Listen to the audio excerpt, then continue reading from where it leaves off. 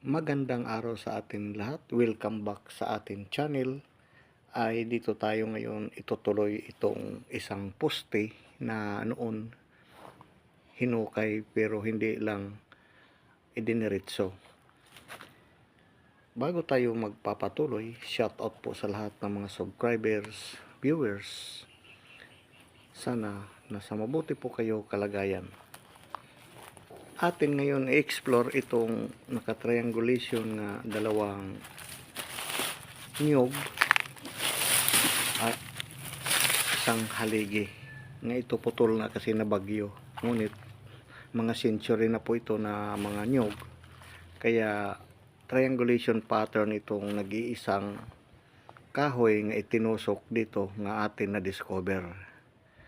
Ngunit itutuloy natin ito ngayon kung ano ang atin makikita sa ilalim, at mahaba po ito na haligi, ngunit ito yung isang puno ng nyug na triangulation itong layout. Mapapansin natin ito ay nag-iisa lang. Na-discover ito noon dahil nga sa natamaan ito ng gadget. Ngayon ito ay tumambad na nakausok sa ilalim. Dito nakuha noon yung queens, ngunit ito tuloy po natin sa ating ngayon exploration dito sa haligi na ito or kahoy na itinusok, kung ano ang atin makikita.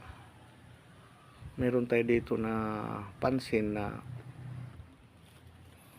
isang parang basag na bottles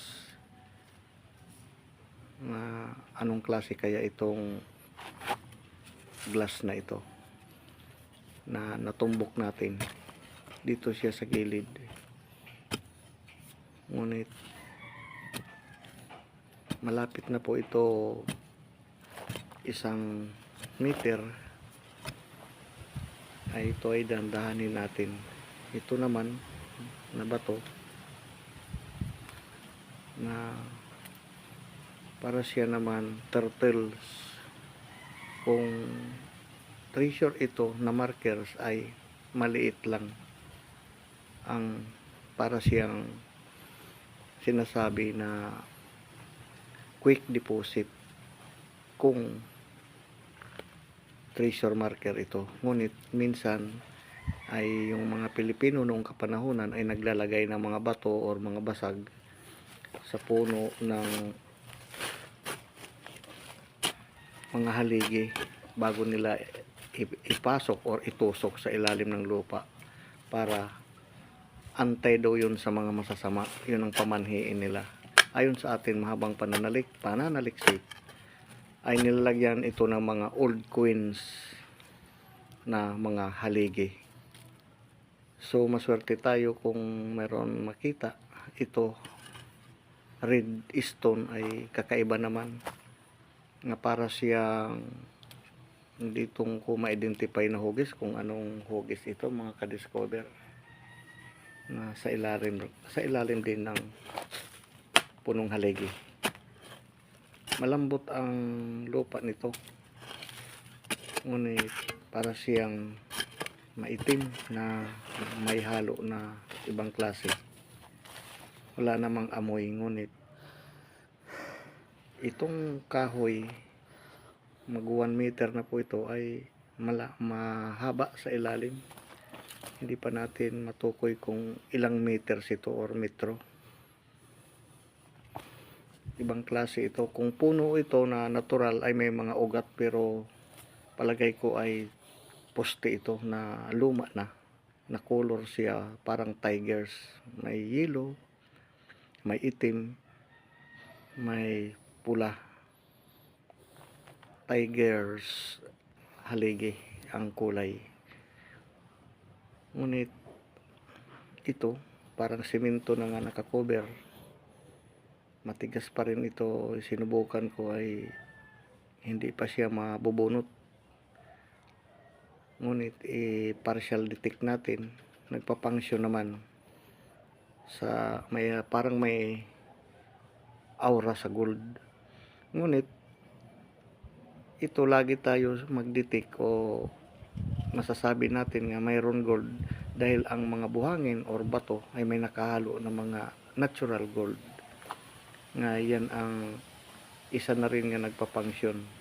Pero mahalata natin at malakas ang kanyang pag didetect doon sa ilalim. Ngunit hapon na at ay medyo ito lang ang nahukay at wala tayong makita na kakaiba kundi glass lang. So sa susunod naman natin ito itutuloy. Dito meron tayo nahukay na para siyang square na bato na nag-iisa lang siya na atin ngayon. Ito ano ito, para siyang makintab nga, para siyang box. Possible nga replica ito na isang box ang nakalagay dahil parang ito ang guideline or replica ang sabi pa. Nga maswerte kung meron mailagay dito or nailagay na mga noong kapanahunan. Minsan ang mga lolo at lola ay nangagbabaon ng mga gold sa mga haligi o sa mga bahay nila, lalo sa Espanyol o maganda kung sa Japanese dahil mababaw lang siguro ito ng mga markers. Pag maliliit ay hindi ito kalaliman mga ka-discover. Ito ang pag-analyze natin sa partial decoding at analyze. Pag maliliit na markers ay mga quick deposit or mababaw lang po pag sa Japanese character. Ngunit may uling ito, may turtle, may basag na buti na hindi pa natin malaman kung ano itong characters, Japanese ba or Filipino ang mga ito. At ngayon ipapatuloy pa natin sa susunod dahil hapon na po sa atin ngayon pag-i-explore.